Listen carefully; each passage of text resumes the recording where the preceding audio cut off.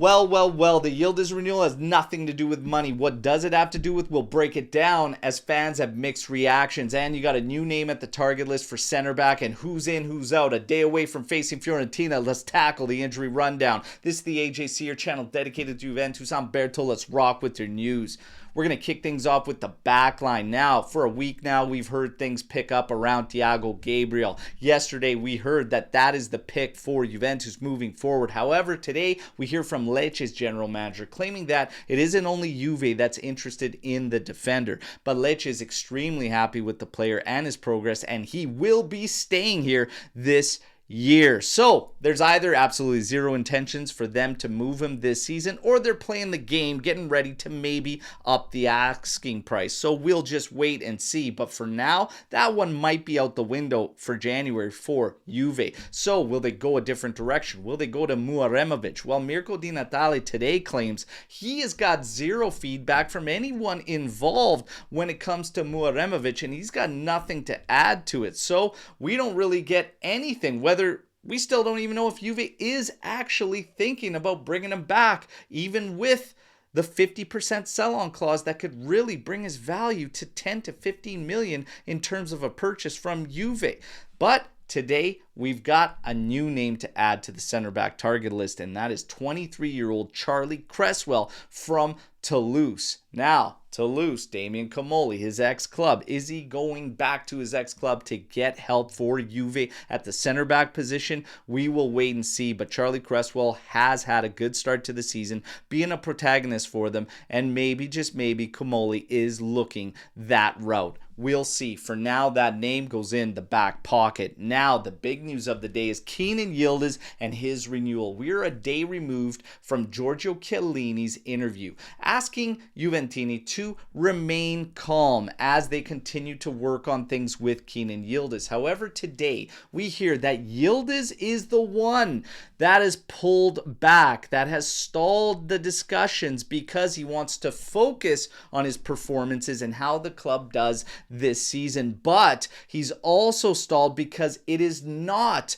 a question of the economics. It is not about the money. It is about the ambitions, and apparently that is what leaves him hesitant. Now, some fans don't like this and think that the 19-year-old is not in a position to start making demands like this, asking for guarantees, asking for them to show ambitions and to unfold plans to them. You either want to stay with us, be in it with us, or you're out. But I actually think he's right, and I actually think this is a positive for Juve, and I'll tell you why.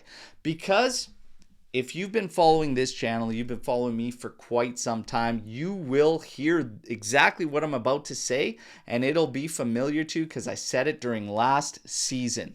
Juventus has a responsibility. All right, it has a responsibility to its best players to carry forward that ambition that has always been part of the history with Juventus, to go into everything with the ambition to win it. Now, being stronger, improving yourself from a year in, year out basis is a responsibility Juventus has to its players. Not only its players, but to us, its fans, because that is the Juventus we have been accustomed to. That is what they have always given us. So for them to all of a sudden flip the switch on us and be like, no, we're completely lost with no direction, no path, we have all been frustrated with it. Is it wrong for the players to ask for that same ambition that you would expect from the best club in Italy to have? It is absolutely not wrong of them. And as far as me saying this is something we need, I wholeheartedly believe this is something we needed to happen. For a while now, we have not had a player that has had the interest of Real Madrid. Now you do, and now it's a player you want to keep, and you want to keep for the foreseeable future. This is exactly what this team has needed to shake things up and start putting more pressure on them to get the right vision, the right leadership, and the right path forward, because it has been scattered since the last board was completely dismantled, and even arguably towards the end with them here.